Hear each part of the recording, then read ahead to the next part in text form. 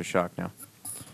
Thank you, Mr. Chairman. Wish to introduce Mr. Jim Schmidt from my district in Illinois. Mr. Schmidt is a Vietnam veteran and currently president of Hohulin Fence Company, located in Goodfield, Illinois.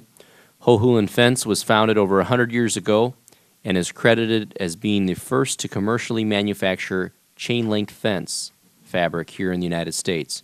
Mr. Schmidt, thanks for traveling all the way here, and you're welcome to make some statements.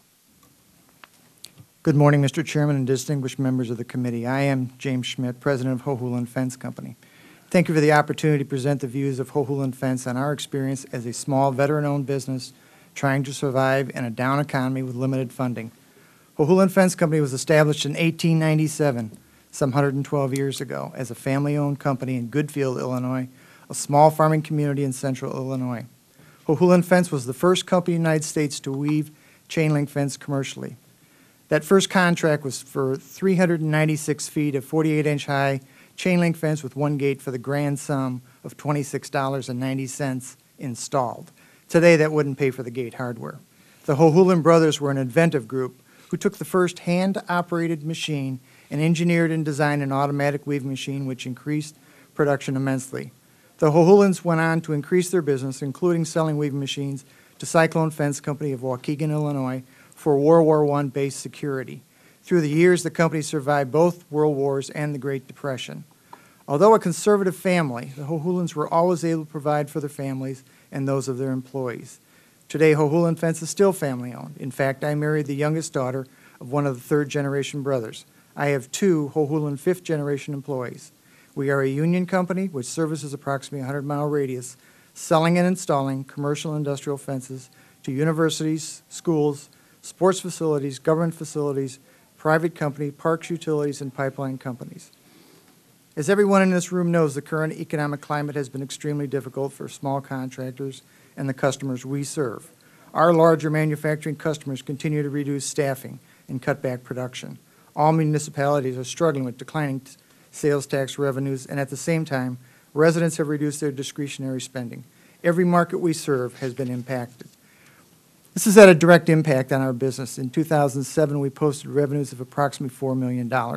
In 2008, our revenues were reduced by 15% and would have been off by 33% had steel pricing not increased so dramatically. Steel is another topic for another day. We reduced staffing by 20% to adjust for the reduction in sales. We have watched smaller competitors close their doors as they can no longer get financing to operate their businesses. As a veteran-owned small business, I see no advantage for us. If I were a disabled veteran, there may be a few more opportunities, but not many. I believe if a veteran-owned business would receive the same benefits as a WBE or a DBE, we would have more work available for us to bid. Typically, most federally funded projects require a certain percentage of minority participation. We are not able to bid many of these projects because we are not considered a minority enterprise. I know that many of our larger construction contractors struggle to fulfill the minority participation on large projects because there just aren't many WBE and DBE firms in the area. Many times companies are brought in from outside the state to fill this requirement. I don't think it's fair to a local contractor not to be able to bid projects in our own backyard.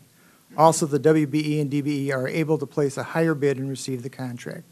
With a level playing field, I'm confident Hohulin Fence can compete in the marketplace, and as a commercial business, remaining competitive is our responsibility.